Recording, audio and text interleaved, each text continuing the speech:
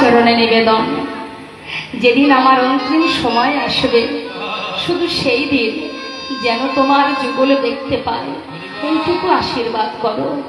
কুটিলা জটিলা বহুজনে রাধানের কাছে চাইলেন, ওরে বউ, এতদিন তোকে ঘরে বেঁধে রেখেছিলাম ঘরে যুগল দর্শন পাবো বলে, কিন্তু ভাগ্যে হলো না, তাই অন্তিম কালে যেন তোদের যুগল দেখতে পাই। সবার কাছ থেকে বিদায় নিয়ে রাধানে শোকে বেষ্টিত হয়ে এসে পৌঁছালেন দ্বারকায়। সব শেষে এলো বৃন্দাবনবাসী। স্বর্গমত্ত পাতাল খবর পেয়েছে আগে, তারা কিন্তু আগে এসেছে মা। আর অবশেষে বৃন্দাবনবাসী তাদের খবর পেয়েছে দেরিতে, আবার এসে পৌঁছিয়েছে দেরিতে।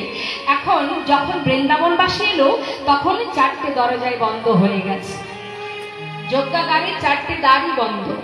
এক এক দ্বারে এক একজন দাঁড়িয়ে আছে।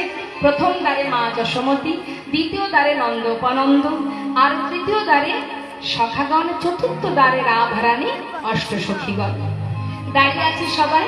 এদিকে রাধারানী সতীবেষ্টিত হয়ে যখন দ্বারে দাঁড়িয়েছে, দরজা বন্ধ, লেখা আছে প্রবেশ নিষেধ। সখীগণ এসে বলছে, হ্যাঁ রে, আয় দাঁড়ি, দ্বার ছেড়ে দিয়ে ভিতরে যাও।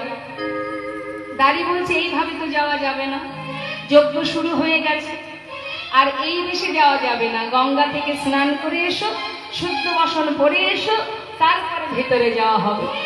তখন সখীরা মৃদু হেসে বললেন, ওরে দাঁড়ি রে, যেতে বলিস গঙ্গা স্নানে, শুনে হাসি পায়, ওরে যার চরণে গঙ্গার উদ্ভব, সে ধরে আমাদের রাধার পায়।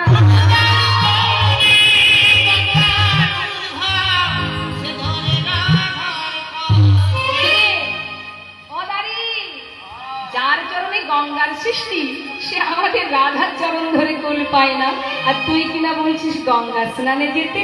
হ্যাঁ, বলি শোন শোন, এত কথায় কাজ নেই, তুই তো রাজাকে গিয়ে খবর দে। কি বলবি গিয়ে? শুনে নে।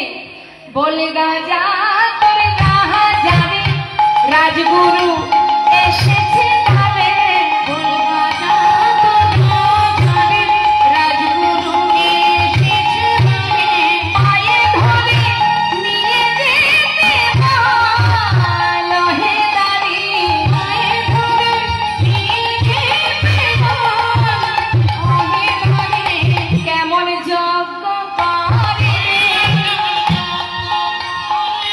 ও কেমন যজ্ঞ করে রে,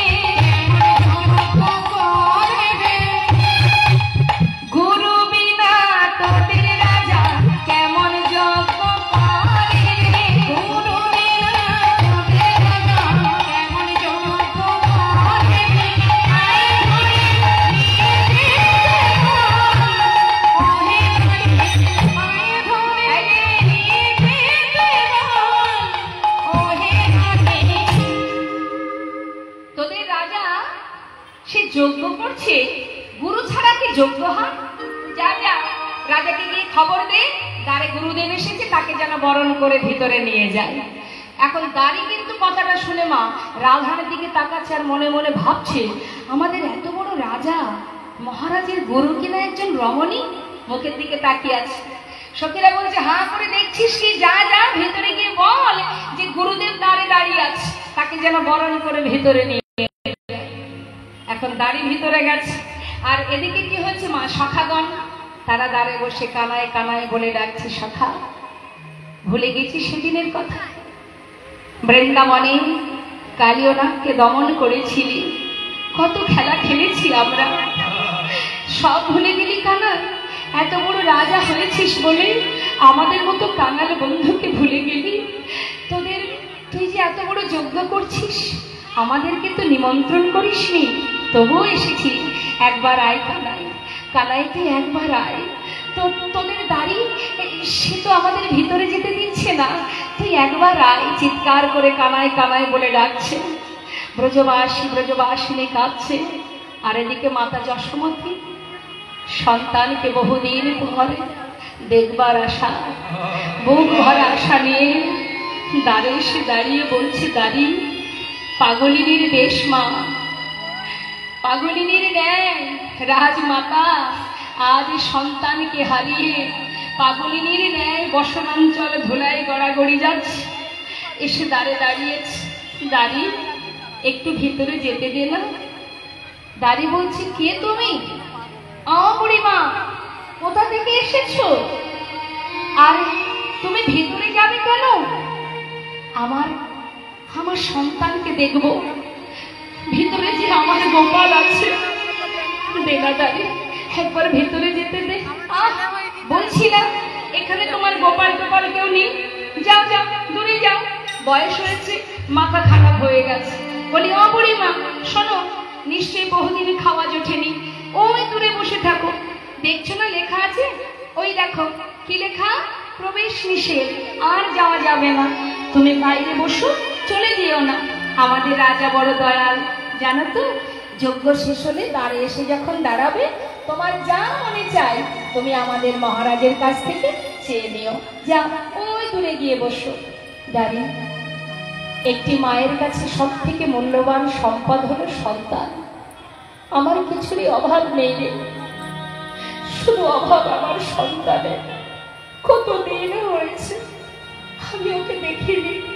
দে না, একবার আমায় ভিতরে যেতে দে, ওর জন্য ননি এনেছি, কতদিন ননি খাইনি।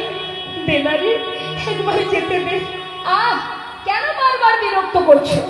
শোনো বুড়িমা, এত গোল করো না, যাও বলছি, দূরে গিয়ে বসো। কথা না শুনলে এই যে হাতে কি আছে দেখছো, চাবুক দিয়ে কিন্তু আঘাত করবো। মা বলছে, দাদি রে, কতক্ষণ আর বাঁচবো জানি না, এত পথ হেঁটে এলাম, একটি বাড়ি দেখতে পাবো না। তোদের যে রাজা, সে যে আমার সন্তান, আমার গোপাল। দাঁড়ি মৃদু হাসছে, মা মৃদু হাসছে, বলছে, আরে আমাদের রাজা নাকি এই পাগলি, এই পাগলিনী, এই কাঙালিনী তার সন্তান। আরে রাজার মা তো রাজমাতা হবে, এই পাগলিনী কেন হতে যাবে? যাও যাও যাও যাও, ওই দূরে গিয়ে বসো। কিছুতেই মা শুনছে না, বারবার দাঁড়ির পায়ে ধরছে। দেনা দাঁড়ি, একবার যেতে দে না, একবার ভেতরে যেতে দে। এ তো কোনো কথা শুনছে না, চাবুক বাহির করে আঘাত করতে যায়। শুরু করছে আঘাত, মারছে মায়ের অঙ্গে। যখন মারছে, মা ওই চাবুকের আঘাতে একবার ধুলায় লুটিয়ে পড়ছে, আবার ধুলা থেকে উঠছে, আবার বলছে, দাঁড়িয়ে আর মারিস না, একবার ভেতরে যেতে দে। চিৎকার করে মা কাঁদছে, গোপাল রে,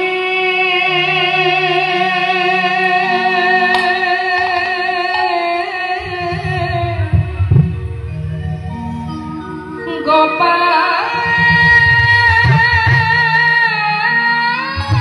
রে,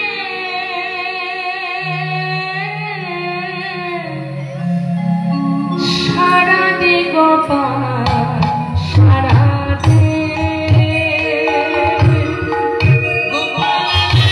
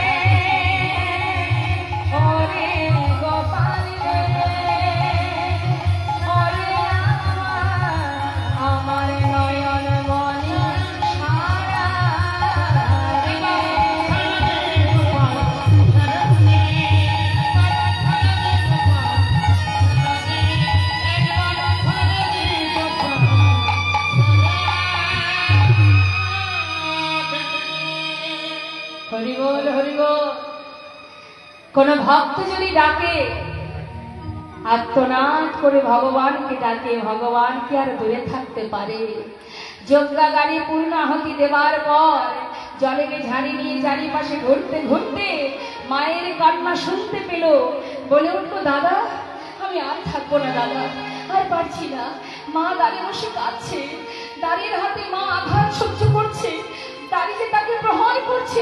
দাদা দাদা এবার আমাকে যেতে হবে। বলরাম বলছে, কানাই এখানে মা কি করে আসবে? সে বৃন্দাবন কত দূর। এসেছে দাদা, আমার মা এসেছে, আমি আর থাকবো না। জলের ঝাড়ি ফেলে দিয়ে ভগবান চারটে রূপ ধারণ করে চার দ্বারে যাচ্ছে সমস্ত বৃন্দাবনবাসী ভক্তকে দর্শন দেবার জন্য।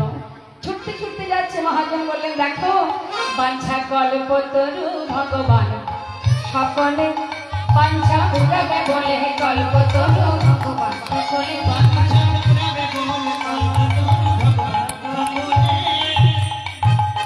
যাচ্ছে। মা এক এক তারে এক এক ভাবে সেজে যাচ্ছে।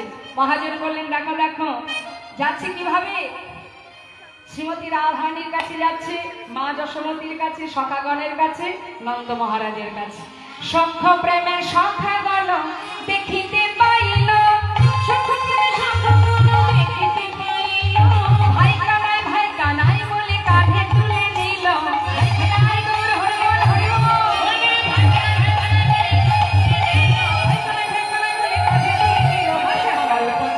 ভগবান সকলে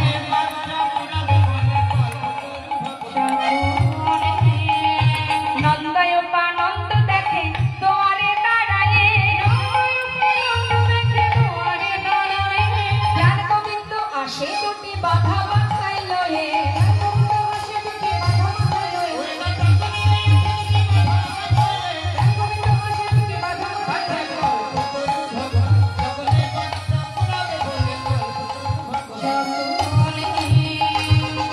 এবার পেলো মা যশোমতীর কোলে গোপাল এলো। মহাজন বলছে, দেখো দেখো বাৎসল্য ভাবে গেল মা যশোদার কোলে, বাৎসল্য ভাবে গেল মা যশোদার কোলে, হিংসার্ণ বলি দেয় গোপালের বদনে।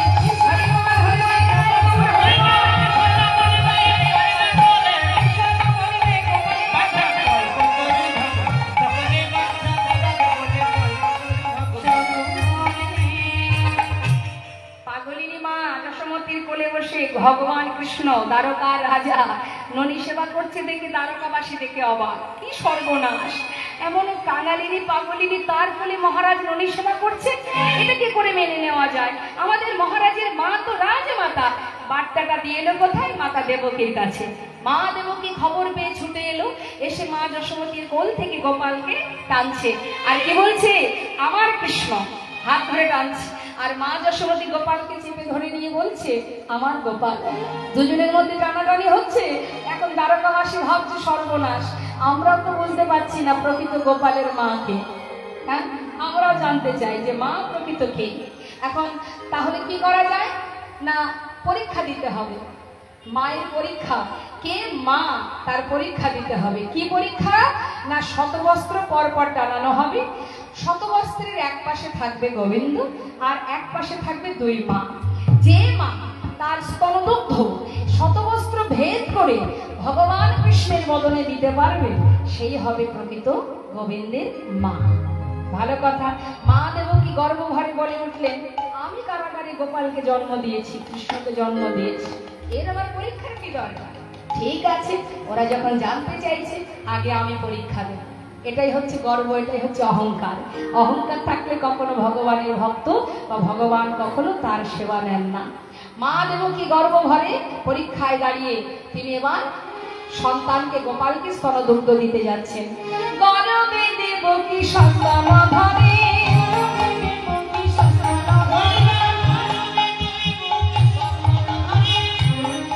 দেখো প্রথম বসন ভেদিলা করে,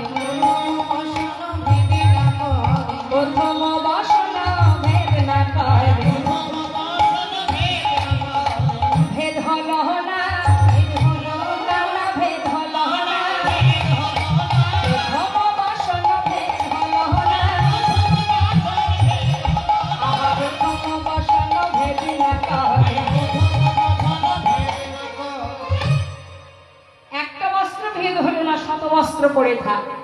দেবকীকে সরিয়ে দিয়ে এবার মা যশোমতী পরীক্ষায় দাঁড়ালেন। কতটা দীনতা দেখুন মা। পাণ্ডিত্য দিয়ে, অর্থ দিয়ে ভগবানকে পাওয়া যায় না, তার জন্য চাই দীনতা। মা দীনতা ভরে বলে উঠলেন, গোপাল, জানি না বাবা আমি তোর মা হতে পারবো কিনা। এই পরীক্ষায় যদি সবাই জানে যে আমি তোর মা নই, কিন্তু আমি তো জানবো একমাত্র তুই আমার সন্তান। মা চোখের জলে বুক ভাসিয়ে কাঁদছে আর গোপালের দর্শন করছে। গোপালের দিকে তাকিয়ে মা ডাকছে, গোপাল গোপাল গোপাল বলে।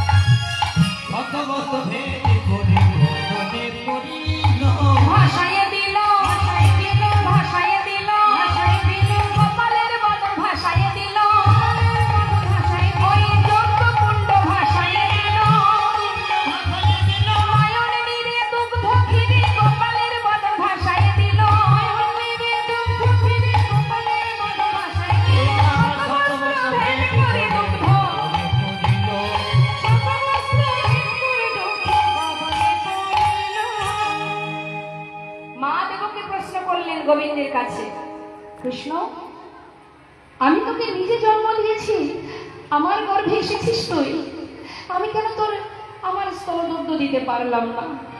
আর মা যশোমতী সেবা কেন দুগ্ধ দিল? ভগবান কৃষ্ণ বলে উঠলেন, একবার ভেবে দেখো মা, মনে করে দেখো আজ কেন তোমার স্তনদুগ্ধ পান করব? রাম অবতারে আমি যখন 14 বৎসরের জন্য বনে যাই, তুমি ছিলে মা কৈকেয়ী। আমার মা কৌশল্যা যখন আমাকে 14 বৎসরের জন্য বনে পাঠায়, তোমার জন্য বনে গিয়েছিলাম মা। কিন্তু আমার মাতা যখন দুগ্ধ এনেছিল আমাকে খাওয়াবে বলে, তুমি সেই দুগ্ধের বাটি ফেলে দিয়েছিলে, তাতেও কোনো দুঃখ ছিল না মা।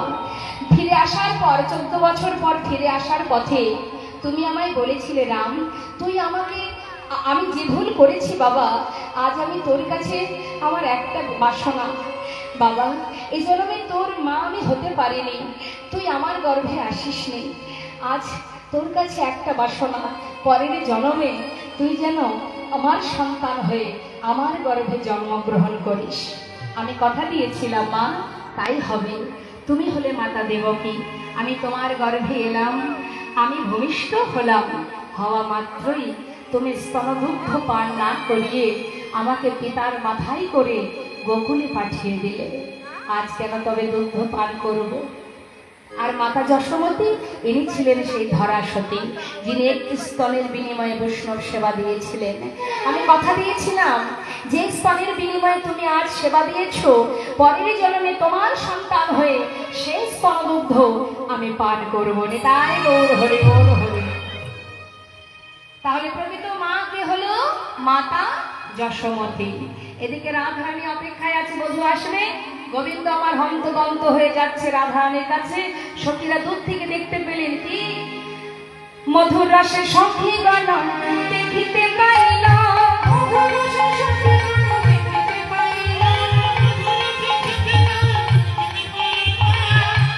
গোবিন্দকে দেখে রাধারানী আমার বদনটা আড়াল করে দাঁড়ালেন। অভিমানী কমলিনী বদন ফেরালো,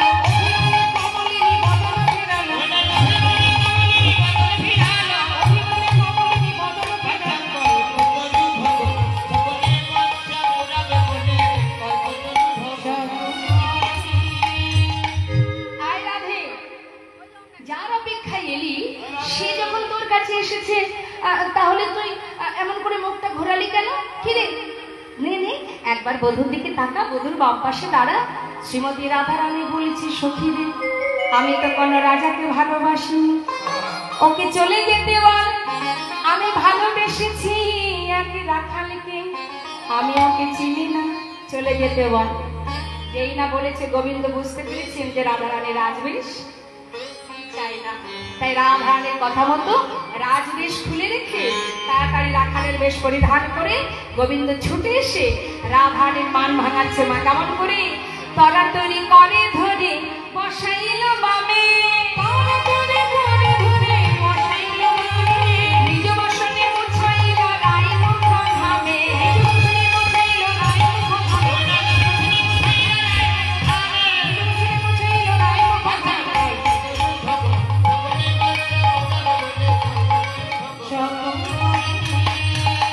এবার কি করলেন?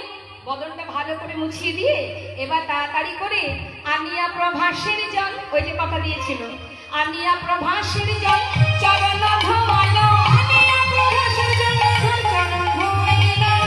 গোবিন্দ দাসে কহে যেন প্রভাস তীর্থ যে হইল,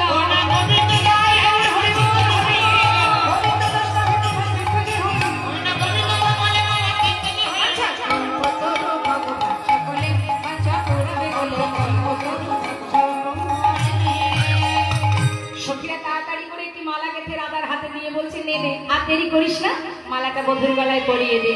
এবার রাধারানী কি করলেন? তাড়াতাড়ি করে মালা পরাচ্ছে। মা আনিয়া মালতের মালা রায়ের করে দিল, বধুর গলায় পরাইয়া বামে দাঁড়াইল, হরি বল হরি বল হরি বল হরি বল।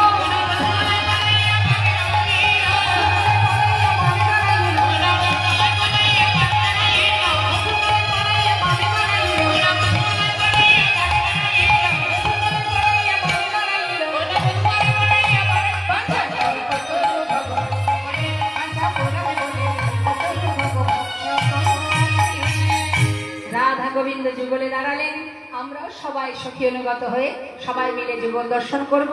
লীলা এবার আমাদের বিশ্রামে যাবে, সবাই মিলে একসঙ্গে আমরা গাইব জয় রাধে রাধে বল, কৃষ্ণ কৃষ্ণ বল, রাধে রাধে বল, কৃষ্ণ কৃষ্ণ বল, জয় রাধে রাধে বল, কৃষ্ণ কৃষ্ণ বল, জয় রাধে রাধে বল, কৃষ্ণ কৃষ্ণ বল, রাধে জয় কৃষ্ণ, জয় রাধে জয় কৃষ্ণ।